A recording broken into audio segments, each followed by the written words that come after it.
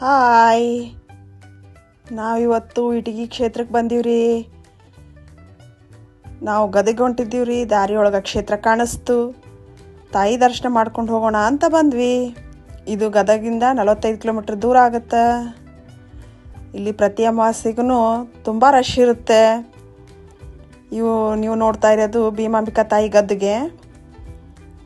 ಈ ಕ್ಷೇತ್ರನ ಇಟಗಿ ಭೀಮಾಂಬಿಕಾ ತಾಯಿ ಕ್ಷೇತ್ರ, ಇಟಗಿ ಭೀಮವ್ವನ ಕ್ಷೇತ್ರ ಅಂತಲೂ ಕರೀತಾರೆ. ಇಲ್ಲೆಲ್ಲ ನೋಡ್ಬೋದು, ಭಕ್ತಾದಿಗಳು ತಮ್ಮ ಇಷ್ಟಾರ್ಥ ಸಿದ್ಧಿಗಾಗಿ ಕಾಯಿಗಳನ್ನು ಕಟ್ಟಿದ್ದಾರೆ. ತಮ್ಮ ಇಷ್ಟಗಳನ್ನು ಪೂರೈಸ್ತಾಳೆ ಭೀಮಾಂಬಿಕಾ ತಾಯಿ ಅನ್ನೋ ಪ್ರತೀತಿ ಇದೆ. ಭಕ್ತರ ಕೋರಿಕೆಗಳನ್ನು ನೆರವೇರಿಸೋ ಸಲುವಾಗಿ ಕಾಯಿಗಳನ್ನು ಕಟ್ಟಿರ್ತಾರೆ. ಅವು ಸಿದ್ಧಿ ಆಗ್ತವೆ ಅನ್ನೋ ಪ್ರತೀತಿನೂ ಇದೆ. ಎಲ್ಲರೂ ತಾಯಿ ದರ್ಶನ ಮಾಡ್ಕೋರಿ. ಇಟಗಿ ಭೀಮಾಂಬಿಕಾ ತಾಯಿ ಎಲ್ಲರಿಗೂ ಒಳ್ಳೆಯದನ್ನು ಮಾಡಮ್ಮ.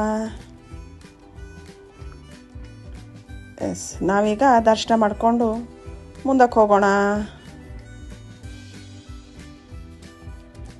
ನಾವಿವತ್ತು ಬಂದಾಗ ಅಷ್ಟೇನು ರಶ್ ಇರಲಿಲ್ಲ, ಆದರೆ ಅಮಾವಾಸ್ಯೆ ದಿನ ದಾಸೋಹ ಇರ್ತೈತೆ.